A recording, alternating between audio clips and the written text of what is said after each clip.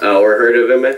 He was crying the last time you probably saw him, but he's known for a video called the Double Rainbow. I don't know. Tell us a little about yourself. You last time I saw you, you were crying about two rainbows that you saw outside of your house, right? Yeah. So I was born and raised in East LA. Grew up in the barrios of East LA, and lived in LA till I was 22.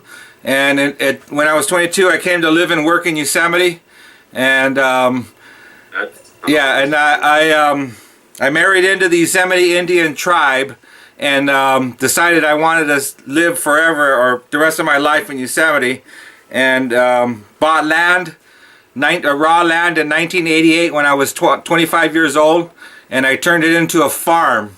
And Oh wow! yeah, I turned it into a farm, and started noticing that rainbows started coming wherever I was at. Yeah, and wow. like crazy, like I was noticing like everywhere I was at, it was like rainbows, and started filming them. And then I write an email saying how I feel like I'm Noah because I got my own farm, right? I got my own water, I got my own well, I'm growing food. Feels like an ark, right? Because it seems to me like society's going to crumble, and I need to be on this kind of ark to survive whatever's going to happen. So I write an email saying how I felt like I'm Noah, and my house fills with color, and I turn on my camera, and that's the video. That's the double rainbow video that I'm so famous for. So I say in an email how I feel like I'm Noah. Noah's a prophet of God. I go outside, and there's a rainbow, and this rainbow looks like a giant eyeball all the way across the sky, right? And I'm like, what could have an eyeball that big? Oh, that's God. I'm in the presence of God. That's what the video is. I'm the first person in history to videotape God and put it on the internet. Oh wow! Damn, That's why I'm a legend. That's why. Just got layered. Right. So the video, right, is it infected you. When you see it, it moves you, right? You don't know. Most people don't understand why. It's me videotaping God and you witnessing it with me. You understand through me on some level that that's what that is. Yeah, I need to watch this video again. You haven't watched it? No, I've seen it. I watched it before we came, but I didn't see it that way. Right, Well, but I when you thought- saw it, it affected you, right? You remembered it. You had to share it, right? It did. I think the connection I made was just I felt what you were portraying. You were conveying like these intentions. Just what you were feeling was just coming out through the video. Right. See, when I saw it, It's I so thought, intense. all right, the first time I saw it was before you were on Tosh.0. Yeah. And I was like 100% sure you were on like some psychedelic mushrooms Yeah. or something, psilocybin mushrooms. And I'm like, well, just because I thought you were on psilocybin Yeah. doesn't take away that experience either. No, know? it has The to. fact that you saw it, I mean, you feel that intensity, that love, I guess, So you want me to tell you why you thought that? because I've been on site. That's because that's all you have to relate it to. You don't have my set of experiences. You haven't hacked a farm out of the wilderness. You haven't been living with the Yosemite Indians for 25 years doing these shamanic ceremonies. You know what I mean? You haven't had this magical life where you live in the most beautiful place on the planet. You don't know what it's like to live on the side of a mountain in solitude for 25 years. So the only thing that you do know is like how trippy it is to be on Sykes, right? You know what that is. So immediately your mind connects to that because that's all you know. But when you know a whole bunch of different stuff like I do, you get it, right? You can understand there's more than just what you know. I mean, it's something powerful that you don't know, so that's what you go to. Yeah, exactly. Okay, so that's the explanation for that. So I wasn't on any kind of drugs on that video. On the not on. Not to say it never happened. Okay, so I went on. Just not this one. Right, I went on Jimmy Kimmel on live national TV and said I was high on Giant Intense Rainbow, where I filmed a rainbow in my front yard a year earlier. Right, I said this in 2010 on live national TV. It's pretty easy to find, right? So it's no secret that, yeah, I use pot. Yes, I've used hallucinogens. I mean, those things open up pathways so you can understand more things. There's nothing wrong with them. You don't have to be on them. The things that I'm doing, it's like I've connected to spirit, right? So a lot of people find that you can connect to the spirit world easier using drugs, right? But it's not necessary. If you know how to do it, you don't have to. But they do open up those pathways. Yeah, exactly. I think it depends. Like where you live in the place near nature. Yosemite is one of the most beautiful places I've ever been. Right. Yeah, it's gorgeous. And living with the tribe of Native Americans, I think that definitely opens up the opportunity to become connected in a way where we live in LA. Right. You know, you need something to help you remove the chatter, remove all of this external influence. Traffic. All of this.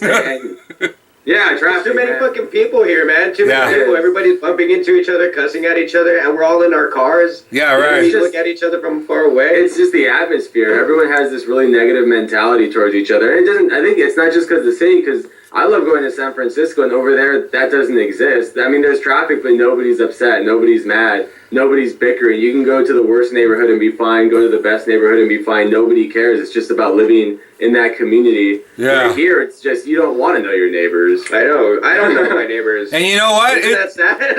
Here's the thing. You know, listen to this. LA's not that bad. I mean, when you go around different places of the country, it sucks. And when you go into other places of the world, it sucks. You know what I mean? There's a lot worse places.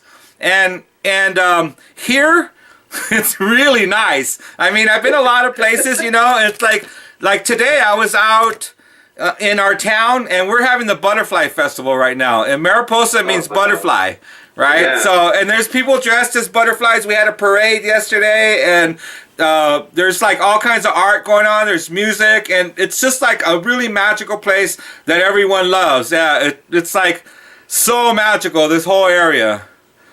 Oh man, you're making me jealous right now. I know, it's awesome, man. I love Yosemite. I used to go there twice a year for like most of my childhood. I used to go to Yosemite all the time. Yeah.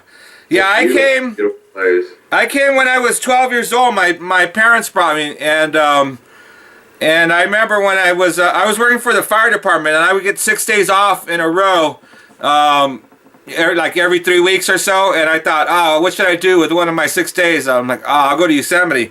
So I came, and I was like, holy shit, I want to live here, right? You know, it's like I saw a bunch of young people working there, and I'm like, I could work here, you know. So I applied. And they gave me a good job, you know, straight off the bat. I was a security officer, a firefighter, and an EMT. And they gave me a good place to live, yeah. And I was like, yeah, this is awesome, man. And so by the time I was working there for 3 months, I was like, oh, I don't ever want to leave here. And then I was like, oh, you can't just do that because you have to work in the park in order to stay there, you know. And I was like, yeah, and I was like, I don't think I'm going to work for this place forever, but how do I stay here?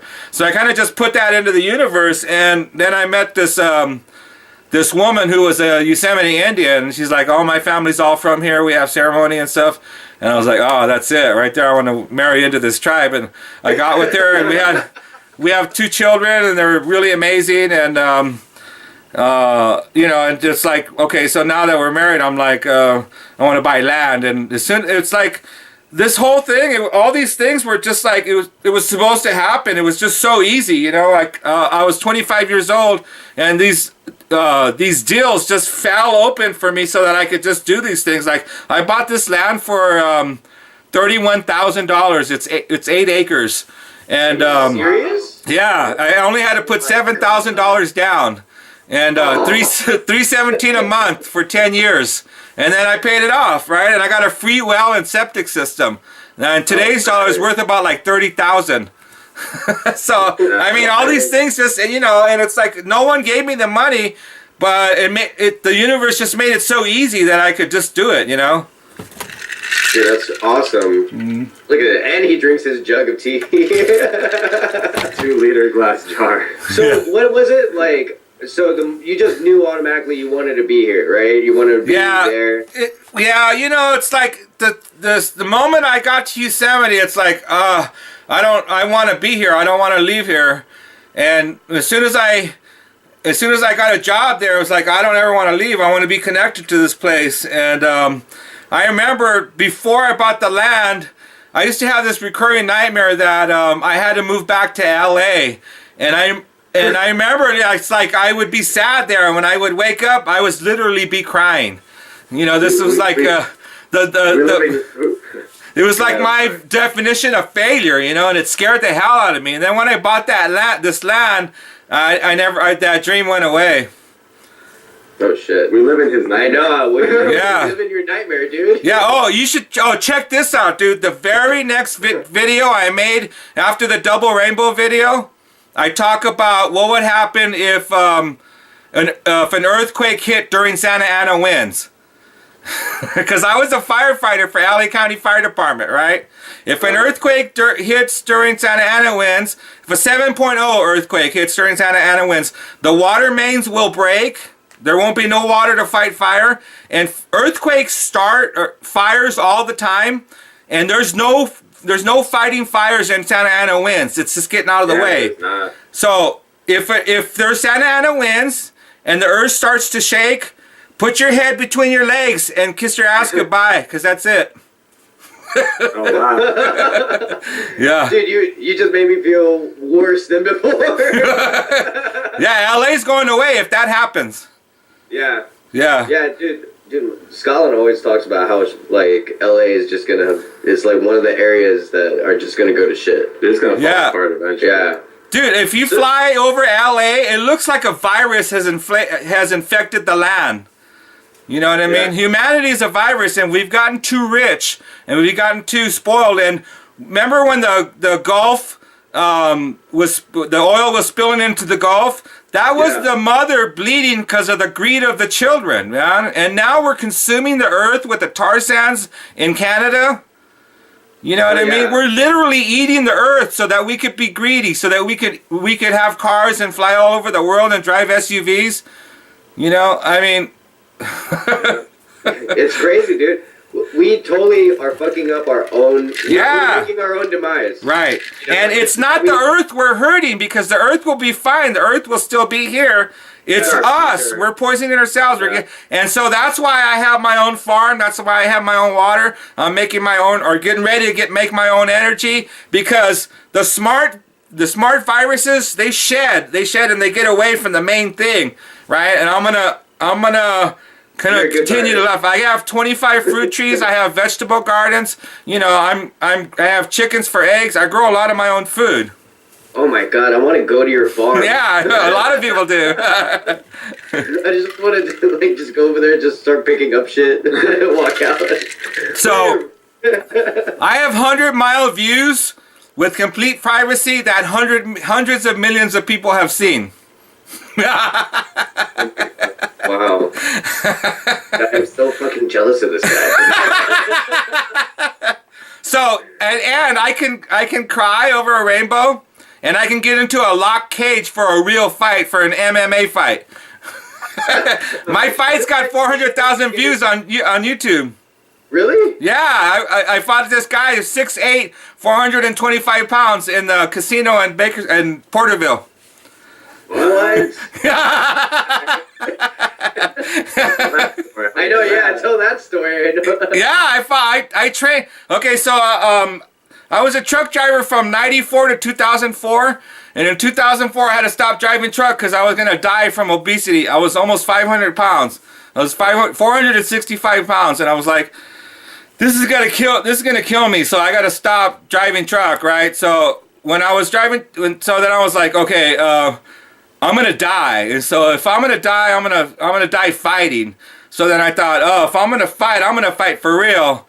And so I thought, I'll get in the cage. And so then I was like, oh, I'll have to train. And if I train, that's going to make me lose weight. And then when I'm training, I'm like, if I don't train hard, I'm going to get my ass kicked. Right? See, these are little tricks that I use. So I lost 180 pounds. And I fought a guy who was 6'8", 425 pounds. He was fighting his 8th fight. And and for King of the Cage. It's on my YouTube channel. He won. He was fighting his 8th fight. He was way bigger than me and younger and more experienced, you know. But I did pretty good, and I knocked him down, and they paid me $500, and I'm listed on SureDog. And Nice. right, and I'm a professional cage fighter, dude, and I can cry over a rainbow, right? That gave me One of him for loving and crying at rainbows. right, and I can kick your ass. Make you cry. Right? And if you give me shit, I'll kick your ass. I choked out Daniel Tosh. I submitted him. Really? Yeah, he wanted some, man. So I knocked him down. He came at me with walking sticks, right? He's like, what would you do? And I'm like, you want some, really? And he's like, yeah, bring it. So I threw the walking sticks around, knocked him down, mounted him, stuck my elbow in his throat, and made him tap out. No way. Yep. Was this on camera? No! This is in between shots. Like, goddamn. So when they randomly just cut to commercial. I know, they're like, this guy looks like a total pussy now. No, he's tough. No, he's tough. But you know, I'm a trained fighter. You know, I studied jiu-jitsu. You know, I trained for a year. And I'm big. You know, I'm 350. Oh, wow. How are you? 6 feet. Oh, wow, you're taller than I'm a me. big dude. Yeah, you are. And I know how to use my weight. Oh, Yeah, that's check good. out my jiu-jitsu videos. Just type in MMA on my channel. Okay. Oh, my God, I gotta look that up. I want to learn jiu-jitsu. I want to learn... Dude, it's so badass. It is. It is, man. That's the go-to. That's a good, too.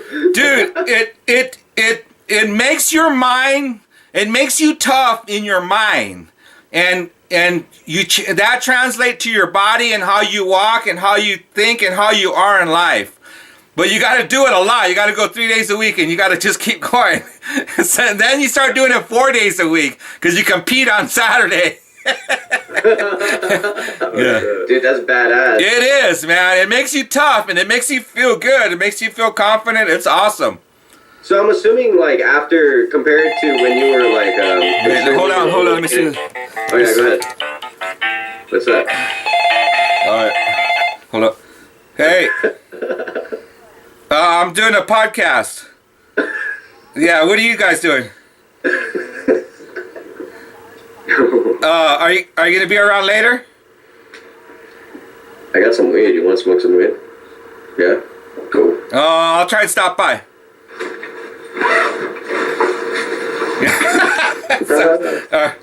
Hold on, I got more. I'll Okay. If you wanted to. All right, bye. Oh my god. All right, so that was my that was a friend of mine named Sharon who about 15 years ago she was like, I just got 75 grand in a divorce. What should I do? And I said, buy land in Mariposa. She bought 23 acres for 65 grand outright, and now she's developing it, and she just moved here. And she's like over the moon. She's so happy. Really? Yeah, she's just so happy. The land's beautiful. She's at the Butterfly Festival, and she's like, that was the best advice I ever got. Awesome. Dude, I'm fucking jealous right now. I kind of want to go. It's paradise, man. It's really Is there, like, a awesome. young Indian that I can marry? Right? I can find I guess so. young Indians right there. Right? They're cute. I've never seen So- one of the Indians from there. I'm guessing that you're really healthy now, right? I mean, you live off of the land. You exercise. Yeah, you would think. farm. I'm way overweight. Yeah, I'm not. I mean, I guess I'm pretty healthy. I just, I got back from Maui. I did a bunch of hiking. I've been planting and all that. Yeah, I'm all right. I mean, This fucking guy. I'm whatever, I guess. Yeah. I don't know. I'm not gonna die tomorrow. I'm planning on going hiking for to see the full moon on the next full moon. I'm gonna go up to this this dome called Sentinel Oh. Dome. Yeah, I know about that. I wanted to do that. It's pretty that should- badass. Yeah, it looks really Where? sick. It's like a half dome, right? Yeah, that's half dome. That's half dome. I go to Sentinel Dome. Half dome is just really epic. It's a long hike. It's like I wouldn't be able to do it anymore. But Sentinel Dome is you drive right up to the bottom. It's like less than a mile. Yeah, it's pretty easy. I do it a lot. Like almost every month for the full moon. There's a lot of my videos are of me doing that. I go. Is it better? Huh? Is it better for you than Glacier Point? It's real close to Glacier Point. You're like kind of above Glacier Point. Okay. Yeah. Okay. Yeah. You do a lot of like moon ceremonies and stuff? Yeah, I almost every full moon I video, like I do time lapses. I have campfires. I go to this dome. Yeah, I do a lot of that stuff. Dude, we should fucking hit you up like when you go up there. Let's fucking go do a fucking moon ceremony. Yeah. Yeah, I got my like glow sticks and everything. Well, this next one, I pretty much got a full boat going on. I got friends coming up, and then I got kind of like a full tour on this next one. But maybe in this like in June, or maybe in the summer. Yeah, dude, I'm fucking down for that. You Yeah. Yeah.